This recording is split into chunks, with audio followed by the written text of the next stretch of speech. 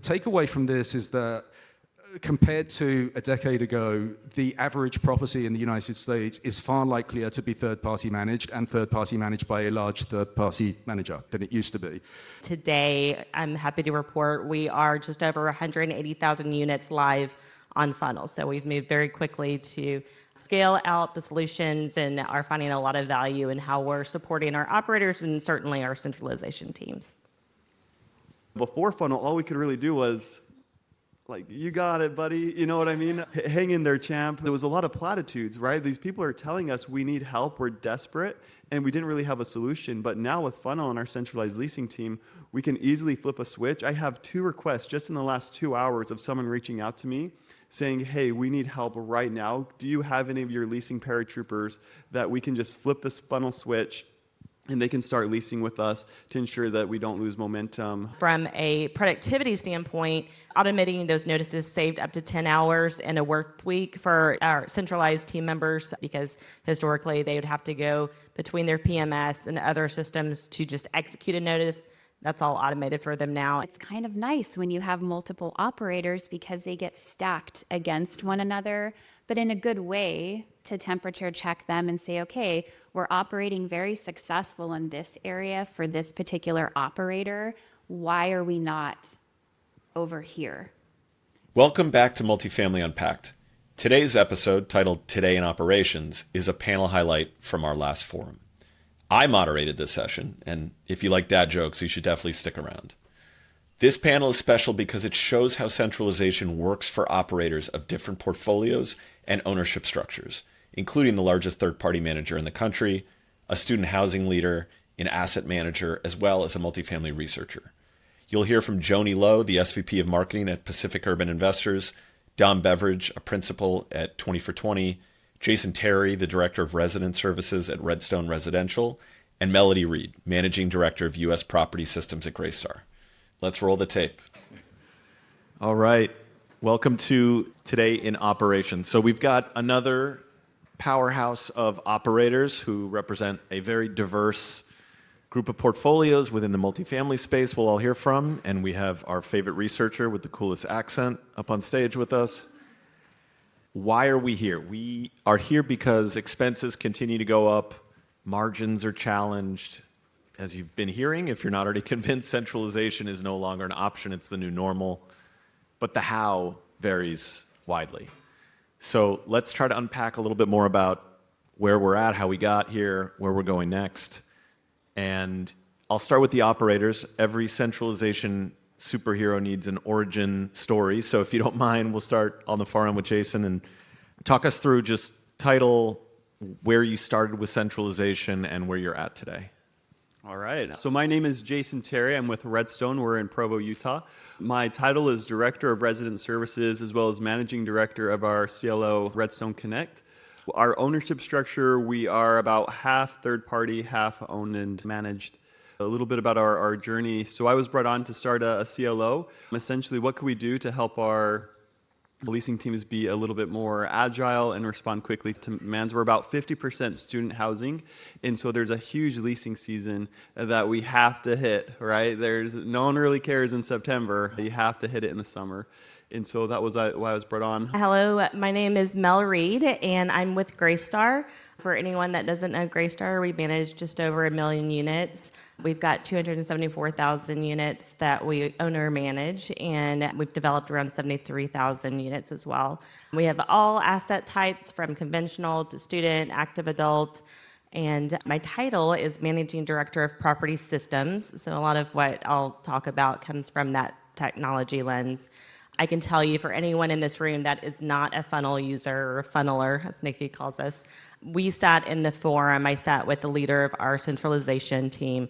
In the forum last year, we had just executed our MSA with Funnel. So, we were just getting started at that point. And today, I'm happy to report we are just over 180,000 units live on Funnel. So we've moved very quickly to scale out the solutions and are finding a lot of value in how we're supporting our operators and certainly our centralization teams. My name is Joni Lowe. I work in the marketing department at Pacific Urban. And we're on the ownership side, and we're structured a little differently. We work with 3 operators, but at Pacific, we curate everything in-house. So all of our own strategy, we negotiate all of our own MSAs, execute those internally. And I mean, I guess we could say we're technically vertically aligned to manage our own assets, but we employ property management companies to do it. I think it's a nice tag team for strategy. We started our journey in centralization, probably say much like most, the pandemic really forced us into that. When we spoke about AI and how we're going to continue business with our doors actually closed. So that was many years ago, and now we've evolved. And I was here, much like most of you, last year, looking at funnel and some other options in terms of CRM software and AI and things of that nature. And I'm happy to report, much like Mel, we executed internally our own MSA with funnel, and we went live Q4 of last year. So I think you have a nice variation of folks up here, from the operator, ownership, researcher. Let's start with that researcher. So, Dom, your most recent 20 for 20, if you all aren't familiar, Dom interviews anonymously some of the leading property management companies, owners, managers in the space about a number of topics, but centralization's been playing a pretty big role of late. That one focused broadly, and another paper that we partnered with you on was more focused on third-party managers specifically. If you wouldn't mind, just start speaking to the broader trends, and then we can get into some of the third-party management pieces. I started to look at centralization in earnest a few years ago. This comes from the most recent research I did at the end of last year. I've been thinking about centralization in terms of 3 different categories of work that have been moving offsite. So maintenance, leasing, and property admin. And by property admin, I mean the stuff that you associate with the assistant property manager role. One of the things that I noticed this year, if you ask the question, which roles have you actually taken offsite, you see this increasing divergence between leasing and admin. Probably for like 2 or 3 years now, although most of the talk was about leasing, it's obviously very sexy, kind of top of mind for people. When people actually start to centralize stuff, they tend to start with admin-focused things, the things that are high friction and relatively low value add, but very, very necessary that happen at properties. And what you started to find was the really aggressive movement of work off-site was the stuff that was associated with the APM role.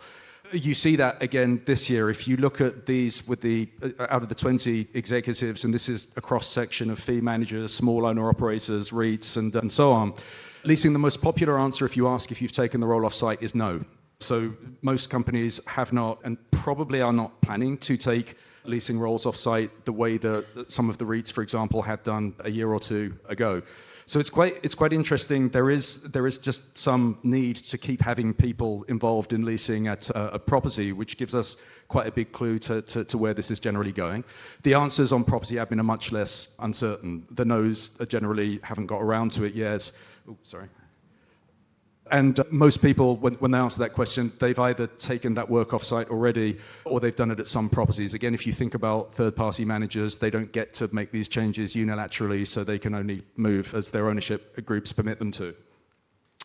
If you ask people the more forward-looking question, right, so where do they think this is going? What is the end state likely to be for centralization of front office functions? Leasing, again, it's interesting. The most popular answer you've got is not sure, right? So we've been talking about this for a long time now, and it's still quite uncertain how this blend between central stuff and property-based stuff is ultimately going to play out. We have 6 each of the 20 people talked about having podded teams. Again, there's REITs involved in this, so several of them had already done that. But you've also got this kind of growing area where there's a bit more of a hybrid kind of model where we're going to do more stuff centrally. We're going to invest in things like contact centers that we never did before. We're going to find more ways to support the property with tech, and then we're going to sort of modify the roles. That seems to be more and more indicative of what people are trying to do on the leasing front.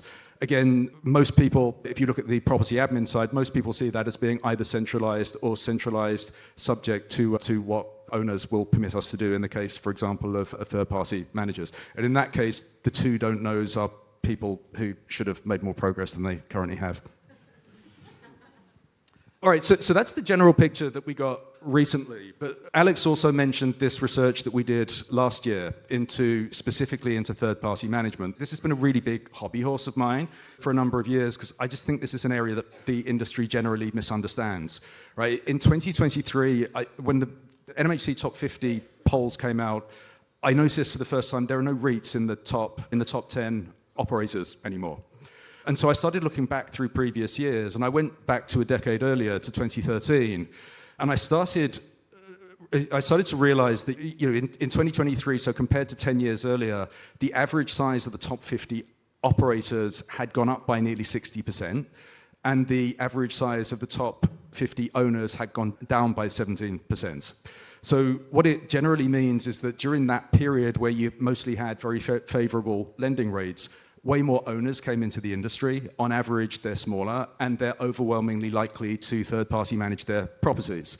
So if you look at this year, I just updated the most recent year, that number is now nearly 80%. That growth is nearly 80% compared to where it was back in 2013. The takeaway from this is that compared to a decade ago, the average property in the United States is far likelier to be third-party managed and third-party managed by a large third-party manager than it used to be.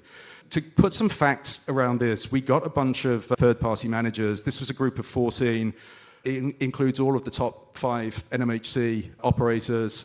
These are all third-party managers, and the thing that we were trying to do was to figure out what progress are companies actually making.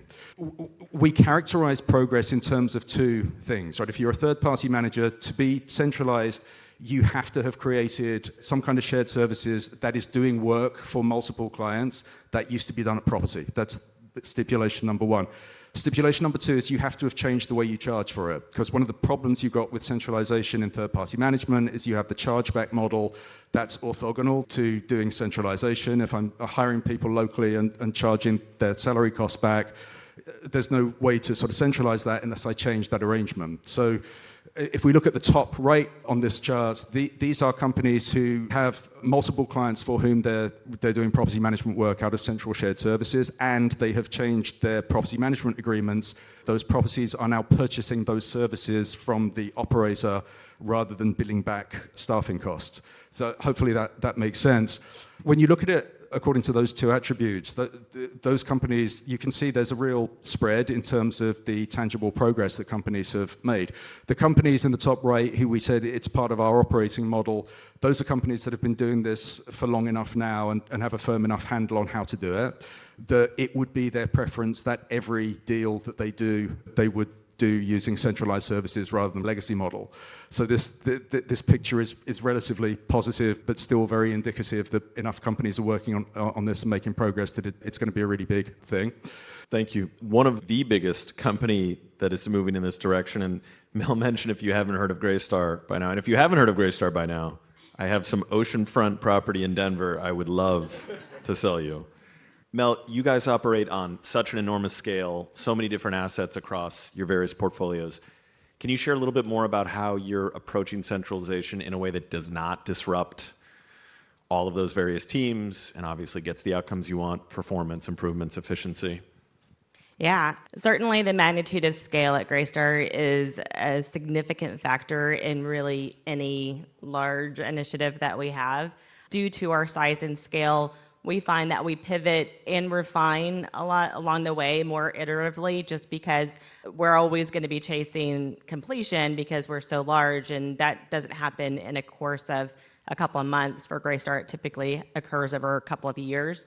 One thing I would also say that's very different from when we first started is initially I think we really just looked to lift and shift the work to a more centralized team. Over time, we understood just how paramount it was to really invest in the right tools and technology to support those team members. A lot of that traditional technology that our traditional properties use are very property-centric technology. It doesn't allow for bulk capabilities, certainly not bulk across multiple properties. So we really looked at all the different areas. We sat with our centralized teams. We did a lot of time and motion studies to understand where are they spending a lot of time in their day. And for us, certainly a lot of time was being spent around just that delinquency and collection effort, the notices that would go out just even on a daily and weekly basis consume so much of their time. So we immediately knew there would be a lot of opportunities there to create efficiencies, and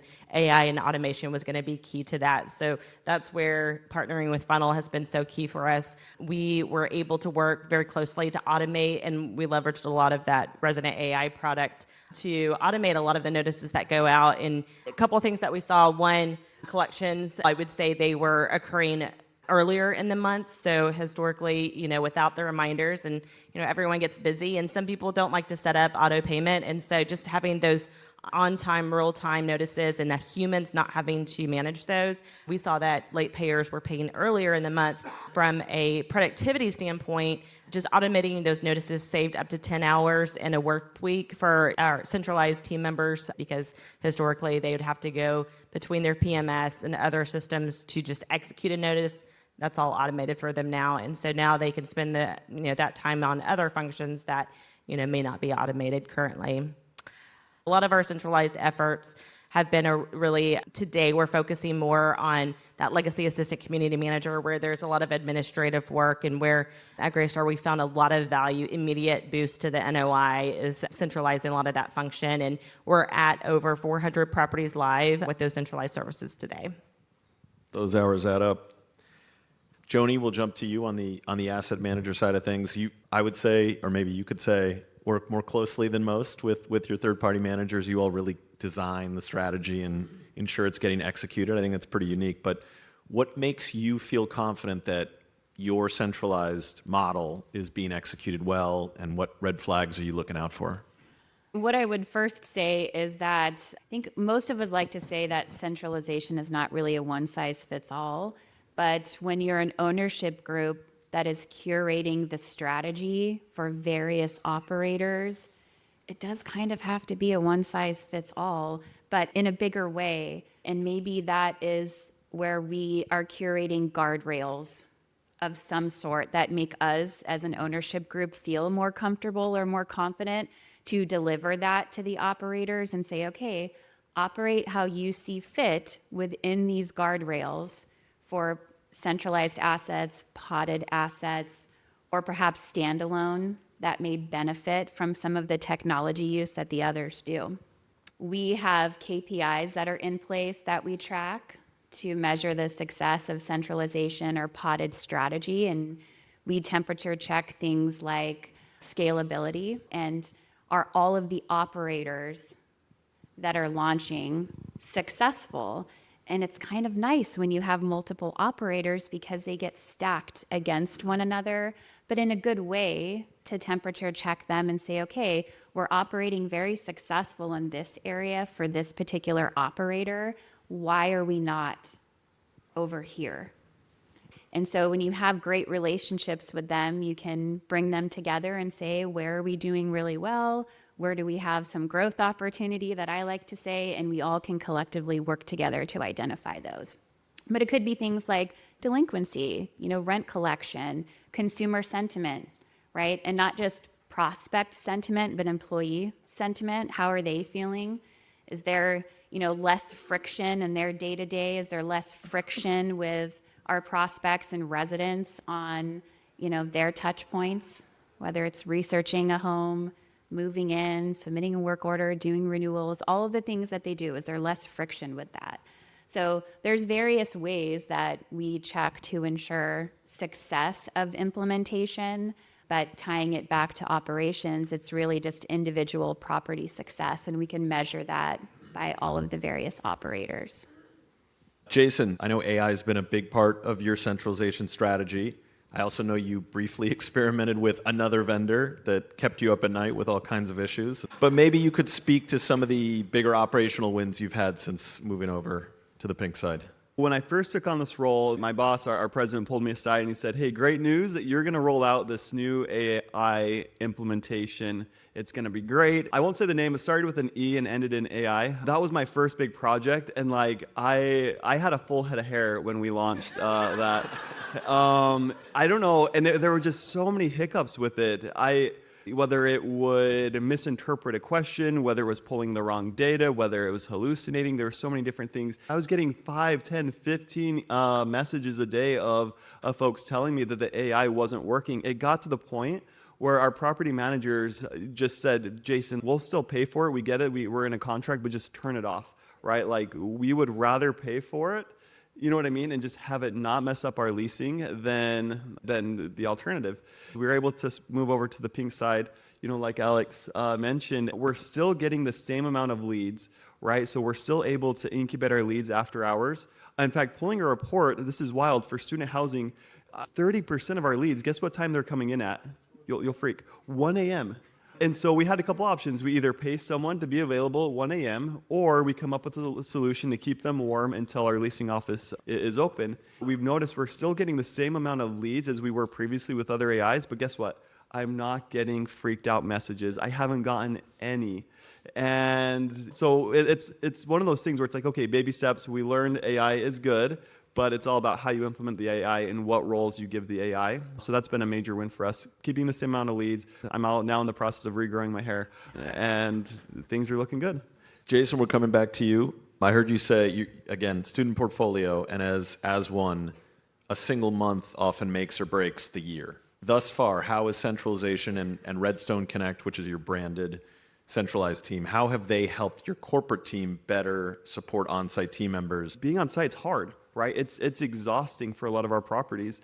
And what happens when you have a leasing agent who just decides they're done and they walk out? What happens when you have unexpected turnover? What happens when they're sick? What happens when they want to go on a vacation? So many of our property managers and on-site team members, they feel such a connection and such a responsibility for their property that it's hard for them to walk away. It's hard for them to take a break. And so when you have an on-site team saying, hey, I'm struggling, I'm close to the burnout, and they're 3 states away, you know, before funnel, all we could really do was like, you got it, buddy. You know what I mean? Hang in there, champ. Here's a DoorDash gift card. But that's essentially what it was. It was a lot of platitudes, right? These people are telling us we need help, we're desperate, and we didn't really have a solution. But now with Funnel and our centralized leasing team, we can easily flip a switch. I have 2 requests just in the last 2 hours of someone reaching out to me saying, hey, we need help right now. Do you have any of your leasing paratroopers that we can just flip this funnel switch and they can start leasing with us to ensure that we don't lose momentum during this busy leasing month for student housing? One of the things that a lot of our CMs are telling us with our CLO is, you know, on site, they really don't have the time to walk through the contract or the lease with everyone, right? You have a dad who says, I'm not going to sign until I understand this. I don't know why he has a southern accent, but they always do. They don't have 30 minutes an hour to walk through that, but the after-hour team, we do. They've reported, our on-site teams have said that the leads have been faster to sign, they've had less questions, and they've been less grumpy with them, and not only as leads, but as residents, simply because we have the availability to help, you know, halfway across the country after hours with these leads. A grumpy KPI is another good one to track for sure.